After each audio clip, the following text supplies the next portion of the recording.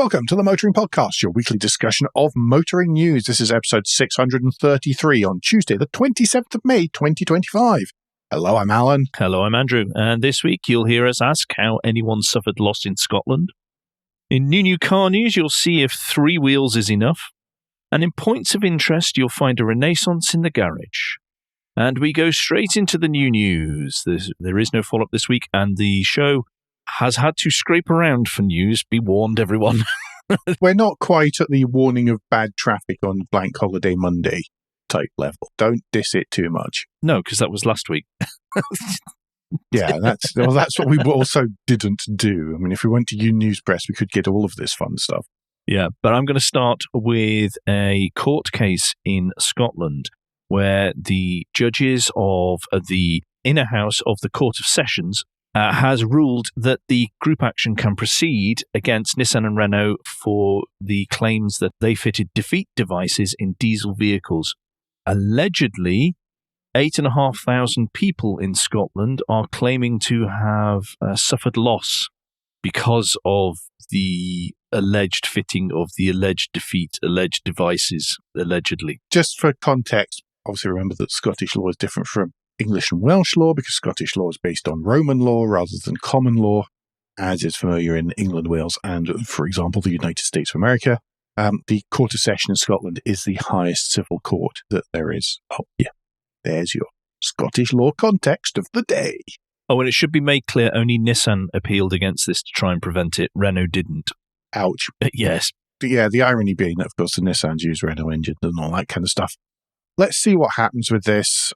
Just because they've been allowed to go ahead doesn't necessarily mean that it is a clear-cut thing that they are going to win. I think it's going to be very interesting to be able to show how you have suffered loss because of this. Well, we've said that in every case. In every case, the car companies have lost, and I still don't understand. Anyway, can you take us on to some actually sort of good news? Sort of. It is an improvement. Yes. I think let's say it's an improvement I like that, news. Yeah. The sort of 3 big UK remote parking payment companies are uniting to create one universal car park payment app to rule them all. Ringo, Just Park, and Pay by Phone, as well as others, are going to all contribute to the snappily named National Parking Platform. Do you think a civil servant came up with that name because then it implied as though it was a government type scheme, so it showed how proactive the government had been? It sounds a lot like that. I mean, it should, of course, be called Park Express or something, which would actually make people want to use it. This National Parking Platform sounds like it's a very large 2-story structure just outside Birmingham. The move, according to the Department for Transport, will encourage a more flexible parking experience. All right. How? I don't know. I don't know. It says a particularly pertinent issue as councils are phasing out traditional coin and card payment machines in the interest of reducing operating costs. Notice that that's in the interest of reducing operating costs, not making it easier to pay ever more money for parking. I want to get on my high horse about how parking apps are exclusive in that they exclude many people who don't have smartphones, who just are not used to using phones or smartphones to try to pay for things. And also they're pain in the bottom, as we know. No matter, even if it's one single one, there will still be times when it expects you to stand there and type in your credit card number in the rain. Yep. Before then you have to wait for a confirmation text to then type in another number in the rain. And then, best of all, the sodding things always charge you a convenience fee. As all the councils get rid of the machines where you can use contactless payment or coin, which certainly, the example in these things is always my mum, who's in her late 70s, perfectly capable with most tech. And then she said, well, why? I don't want to use an app for this. I shouldn't have to use an app for this. When I drive into town, I want to be able to just pay with these roundish tokens I have, which form currency. And it's just awful. Sorry, it really is. It's a terrible thing that shouldn't be being allowed. Parking app is a great alternative. I use them. because I'm me. I can't be bothered standing in a queue for the far too few machines, so I pay the extra 10 or 20 pence for the novelty of for the convenience of A, not having to stand in a queue in the rain, and B, getting a little reminder that my parking is almost up and the ability to extend it should I need to. It shouldn't be the default. No. There's got to be actual machines, even if they're card only. They've got to be actual machines. Sorry, I shall now stop. No, you're quite right. The government should not be introducing a technology that excludes portions of the population. That's just wrong. Flat out wrong. And that's even if the area you're in can get the phone connection and all these other things. They shouldn't even be allowing local councils to do it. No. But then part of this all falls back to the brilliant idea of switching off the 3G networks, which gets me highly irritated. Just ridiculous. Anyway. Just Right, I'm going to move us on to some good news, and this is an article in Current News, and we're going to talk about Maritime Transport, a logistics company that are based near many of the ports in the UK, where they will take loads, typically containers, back to their hubs nearby, and then they will be distributed across the country by various other vehicles and by the railroad.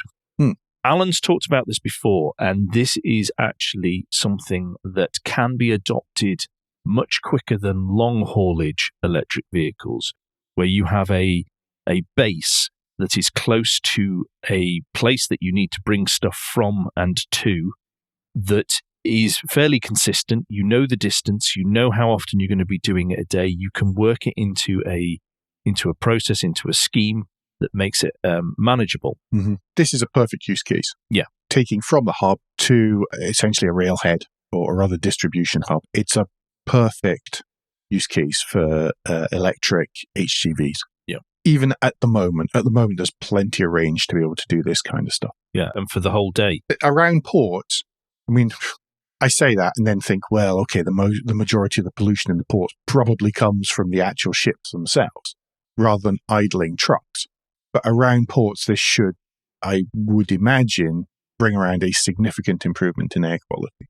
Well, I worked in a firm that did this exact stuff, where they would bring containers from a port to their base that was only 7 or 8 miles away from the port. But they had to go through some high-density residential areas, even though they were big roads, but they were high-density residential areas. So this is going to help clean up all around through those. What's going to happen is by the end of this month, there's going to be a total of 17 chargers installed across their Wakefield, Doncaster and Tilbury sites. By the end of the year, there will be another 9 sites they have across the UK, which will be fitted with EV chargers, enabling them to take advantage of this, really. Mm-hmm. And hopefully others will see this and start doing something similar, which will be very good. Yeah. But that's not all, though, because this is a double article. Wrightbus has gained a £150 million finance package from HSBC, which will help them to build the zero-emission buses, which more and more councils and bus firms are taking advantage of across the UK. So this again, is very good. Mm-hmm. Meanwhile, back in the world of car charging, there's paper out into the UK's EV charge point network from the Public Accounts Committee, and it is criticising the absence of electric car charging points that fully satisfy new standards for disabled driver access.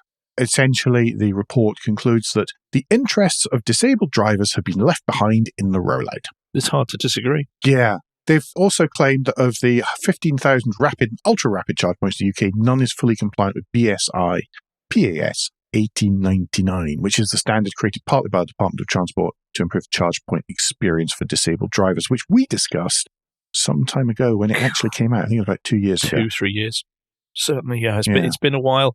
And we've talked about it before then because there was a campaign to raise awareness of it, because it was something that we didn't appreciate because we're fortunate to have not had to think about that. But once your eyes are open, you look at all the charging hubs or public charge points and you go, well, how's someone supposed to use that? I do wonder if a little bit of the delay is the length of time it takes from submitting a plan to get permission, right through to actually being able to commission and use it. Because that's taking a lot of time at some of these places. And it's definitely for the bigger installs. I'm hearing more and more that the commissioning from the grid is the real backlog. I was just reading, because the InstaVault, the 44-acre super hub in Winchester that we discussed the other week, it's actually brought up in the Autocar article linked in the show notes, because it's saying that it has extra large charging bays, larger than standard charging bays, so that there is more access and that it's safer for disabled users. You effectively need to make each charging space the same size and markings as a disabled parking space. That's what you need to do to make these actually available to disabled, but also to make it easier for just anyone to use to charge. Yeah. Because so many of the charging spaces have just been plonked into normal car parking spaces, which just are not big enough. And then you end up with an extra foot sticking out of the car, and you've got no choice which side that is necessarily. And it all adds to it, that and the fact that UK parking spaces are notoriously tiddly based on the Austin 1100. Yeah. Good luck finding any car on the road that's the same size as an 1100 these days. Yeah, it's such a shame that things have been, as with a fair amount of this, the charging network, stuff's been put in and people have gone, great, we've done it, without thinking through. I know it's a returning theme. We need to be thinking these things several steps ahead, and we're not doing that because we're so focused on what's in front of our faces, and we need to change that. Otherwise, we're wasting so much time and money. Absolutely. But there is a way now to make it easier to report these kind of things, these kind of changes you want to your MP, isn't there, Andrew? Yeah, motortrader.com have brought us an article that explains how EVA England, which is an organisation that speaks for the EV driver, particularly when it comes to things like when policy is being discussed or ideas around policy. So there's a unified voice that explains the end user's needs when people are trying to come up with either regulation or ideas or plans. That's what they're about. But they've come up with a Charge Up Change campaign where if you use their website, they've created a tool that enables you to write directly to your MP to talk about what extra help is needed for the rollout of EVs to progress quicker and in a way that one of the things they say here is to not leave anyone behind.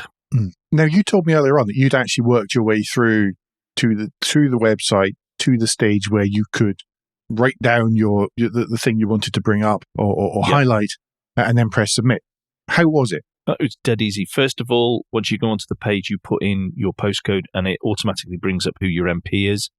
Then you have fields. It's like a normal form at that point, an online form for everybody who's used those. Asks your name, your email address, your actual address, which you need to provide to your MP. You're not just some random person shouting from the internet. Yeah, goodness knows there's enough of them already. Yeah. Well, quite. They can go on social media anytime they like for that. However, it also has a bullet list of points to raise, so you can tick all that you feel is appropriate. And they've got 4 or 5 sentences to highlight there, whether it's charging or whether it's to cut prices. It's to really help add that. And they also advise as well on their website that if you can add your own personal story to it, it does flesh out and it doesn't look like it's just a mailing bomb. Whilst all MPs are required to read every bit that comes to them, they can then go, oh, this is just another one of those right next. If there's a story, if there is a personal human interest story around it, then it will always get much further with MPs, because then they can quote it, they can bring it up in Parliament, they can do all of these, or committees. Yeah. You will get further with that than just going, there should be more charges, it's rubbish. Yeah. Not necessarily in that voice. Yes. I think it's a good idea. I think anything that helps make it easier for you to pass on your concerns or ideas, then it's a good thing. Totally agree. No, that's a crack at that one. Hopefully that's really useful to one or more of you out there. Will there be a link to the EVA England website in the show notes? I will now put one in. Thank you, Alan. I realised there wasn't one in the article, you see. That was what brought that on. Yeah, no, I'll do that. Excellent. Well, that brings us to Guilt Minute then. Quick break in the show where we ask for a tad of financial support to keep the lights on and the hosting running. If you feel the Motoring Podcast is worth a small consideration every month, then you can become a patron. The different levels of patron include different levels of commitment from us to you, including being able to watch the show recorded live. We also have a small range of merchandise in our spring store, from stickers to mugs and t-shirts. If you don't have any spare cash, we do completely understand, then you can help us by following for free from our podcast player to receive every show as they're released, and by liking and rating the show, whatever way your podcast supplier lets you. If you've done all that, some of you do, so thank you very much. Then the last thing you can do is to recommend us to your friends or colleagues. Thank you very much. Okay, Alan, it's new car news. Do you want to take us on to a car that made us double take and just really look deep into the pictures to check the badges? Well, yes. We're starting off with the Nissan Micra, which has been unveiled in full. It was kind of sneakily unveiled in teaser pictures the other week. It is a slightly rebodied Renault 5, which is fine. And by slightly, I mean the headlamps are ever so slightly different. I mean, it is more different from a Renault 5 than, say, some of Suzuki's offerings are from the Toyotas on which they're based. Well, yes. Isn't very difficult, really. It's entirely aimed at the European market, by Nissan at the European market, just like the Renault 5.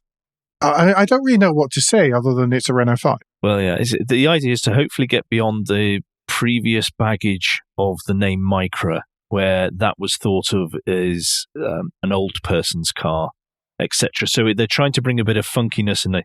And whilst I have been a bit scathing about it's just a rebadge job, at least it is an EV car, and it's really important for Nissan because they need all the sales they can get at the moment. And if this ticks the boxes for enough people, this is a good thing. Also, they've not had to worry about the development so much. Yes. Because Renault's done the heavy lifting there. Again, this reduces their exposure to it not doing well. Yeah. It is going to be produced alongside the 5 by Renault in Douai in northern France. It will be tuned for 121 brake horsepower if you have a 40 kilowatt hour battery, 148 brake horsepower if you have a 52 kilowatt hour battery. And otherwise, everything, the specs are generally the same. The interior is pretty much the same. What puzzles me here is that this Autocar article says, beyond the electric powertrain, the biggest change for the Micra is its radical new design. Alrighty. Well, it is compared to a Micra. It is compared to a Micra, yes. Okay, yes, it is. Yeah, all right, I get the context now. Maybe I'm being unfair. But Nissan designers were given the freedom to create something that was more noticeably Nissan. Although, according to Yongwook Cho, we had to fight for it. Yongwook Cho being the exterior design manager. It's not ugly in any way. It's not a bad-looking car. The problem is you've got the Renault 5. That's it. That is, yes, you absolutely nailed it. But I feel Nissan is sometimes in places where Renault isn't, and Renault is in places where Nissan isn't. You get more of a national coverage, I feel. I think this is a coverage situation, and it's a bit like me saying that up here there's an awful lot of Mazda 2 hybrids. Yeah. Because of the change of Toyota dealer. Around, even locally around here, there's a lot of those where there aren't as nearly as many new Yaris. And I think that kind of thing's going to happen on a local and a national level with this. And it is very much about making sure that all the bases are covered and where there's good distribution is covered and stuff as well. Mm-hmm. Do you want to take us to probably one of the most globally significant reveals of the week? Yes, and to prevent everyone else from playing the drink game, I'm going to talk about the Toyota RAV4.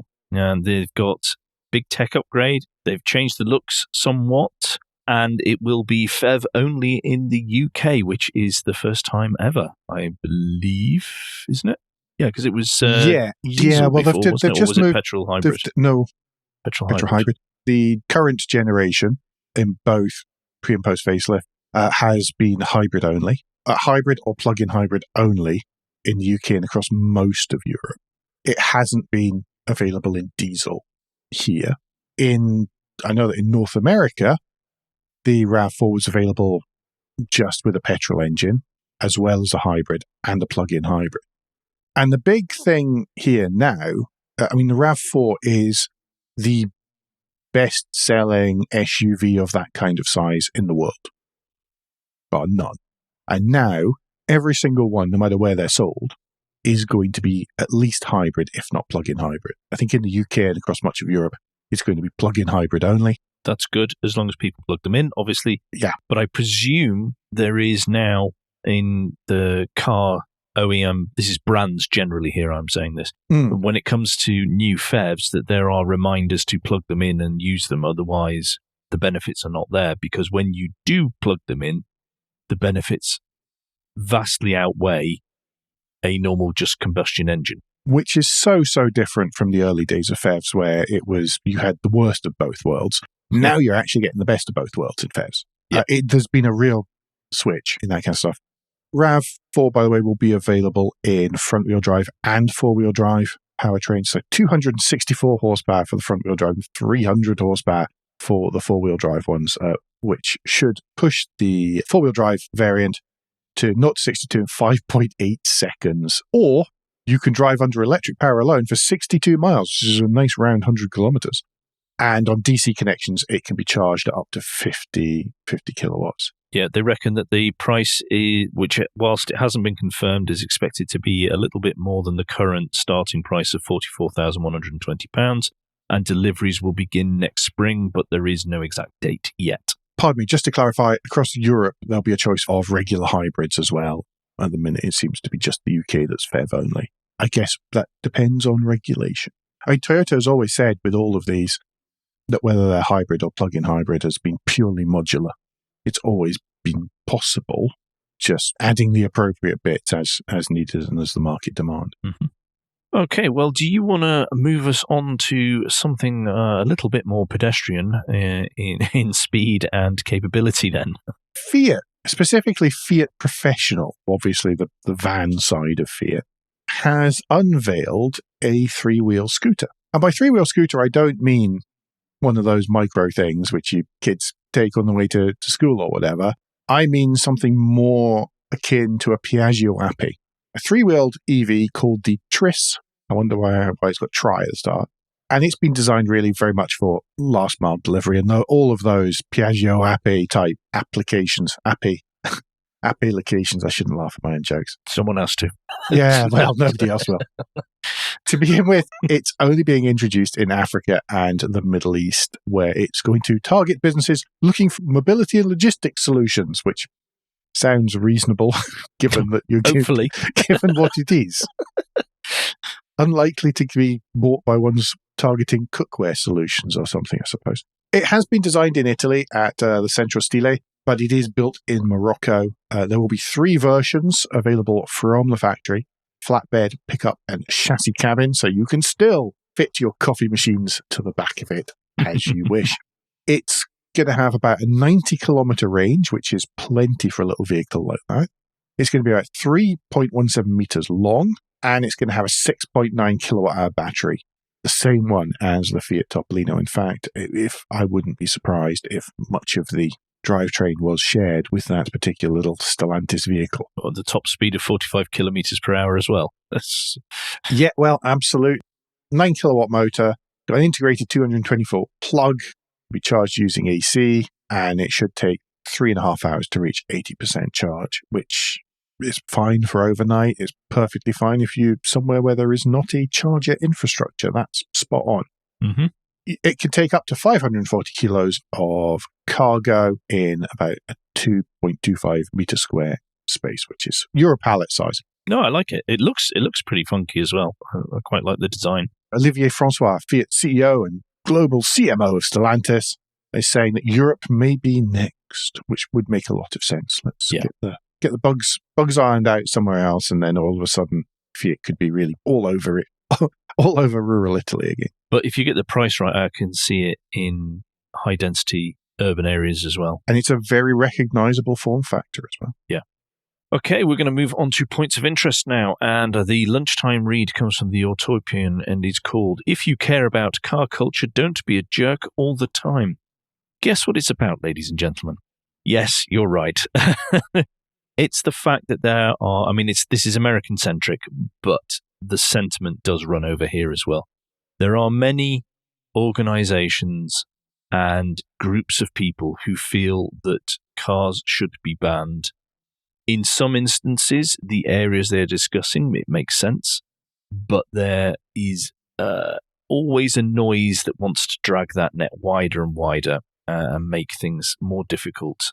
And always, if there is a problem, the state that the car is the problem at the core of it all.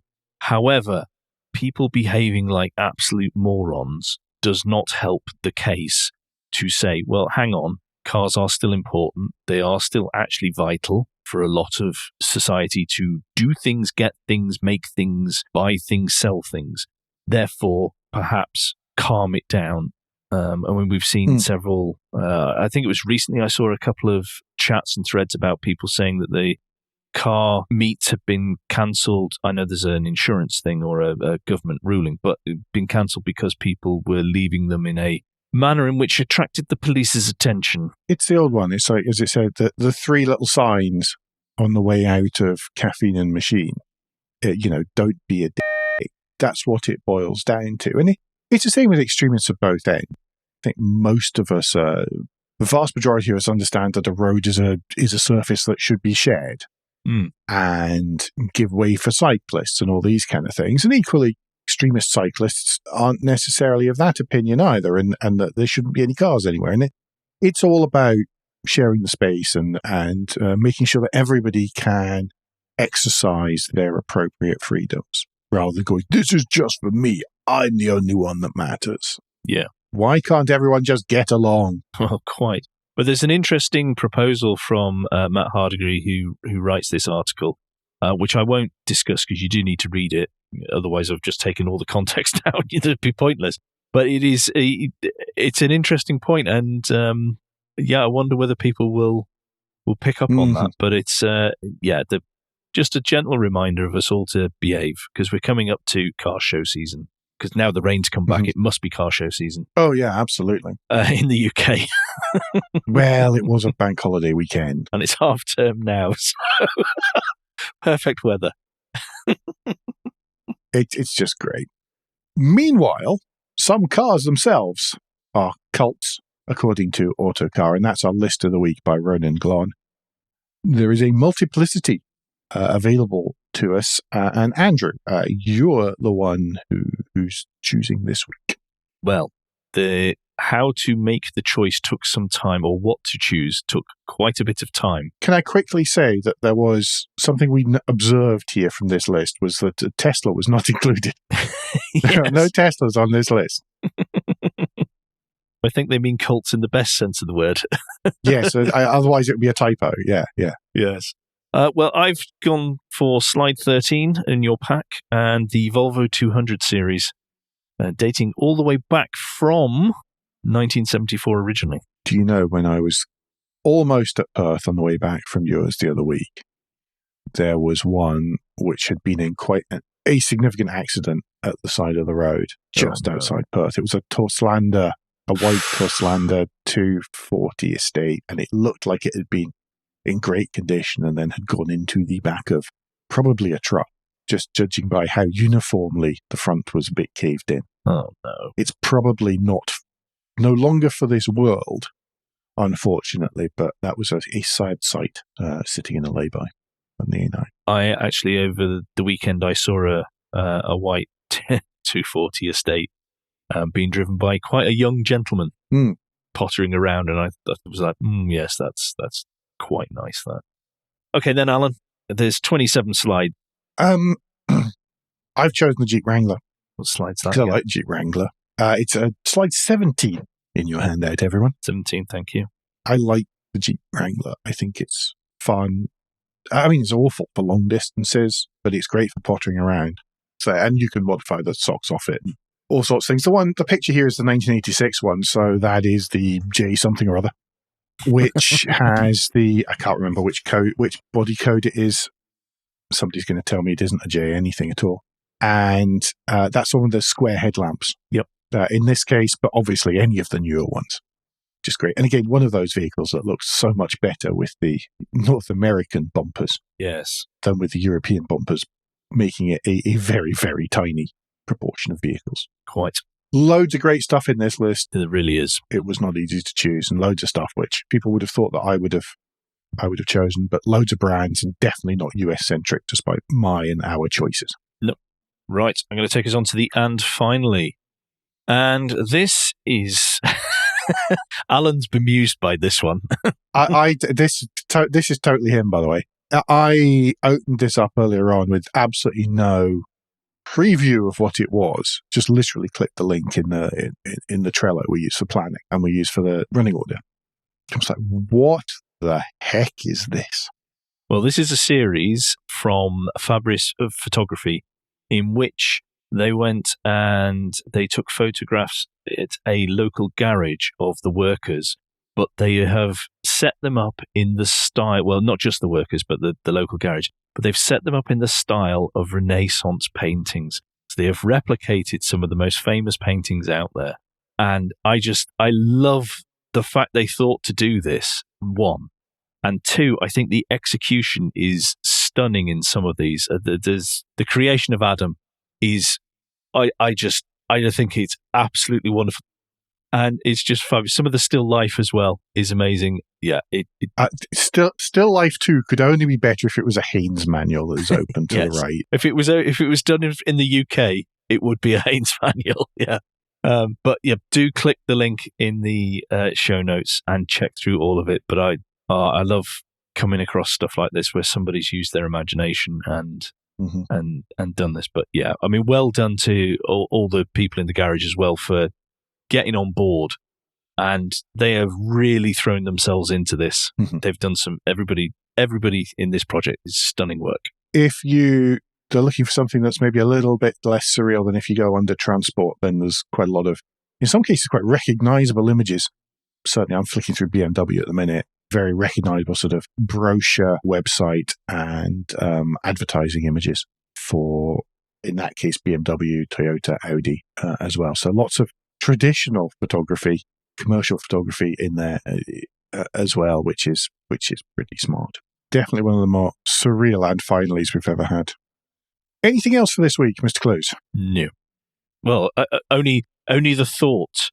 Only thought that hopefully we've got more news next week. That's the only thing I've got left this week. This is true. I'm sure there will be. Remember that all the press releases are likely to come out later this week because, of course, bank holiday yesterday. Yep. Anyway, until then, don't forget that between now and next week, you can give us any feedback and share your thoughts with the show at motoringpodcast.com on Blue Sky, at Motoring Podcast on Instagram and Facebook, and on the contact page of motoringpodcast.com. The hub of all our activities. Remember, you can support us financially via Patreon. Please leave a review and rating on Apple Podcasts, YouTube, and however your podcast app lets you do such a thing. Andrew, what's the best way to get in touch with you? Best way to get in touch with me is if you search for Crap Windscreen on Blue Sky or on LinkedIn. I am under my full name, if that is your preferred platform. And Alan, if people would like to share their bemusement of the and finally with you and say you're right and Andrew is mad, what's the best way for them to do that? Best way to do that is via Blue Sky, where I'm at AJP Bradley. That's BRADLEY.bsky.social. We'll be back very soon, but until then, I've been Alan Bradley. I've been Andrew Clues. And safe motoring. Ooh, that sounded all a bit weird at the end.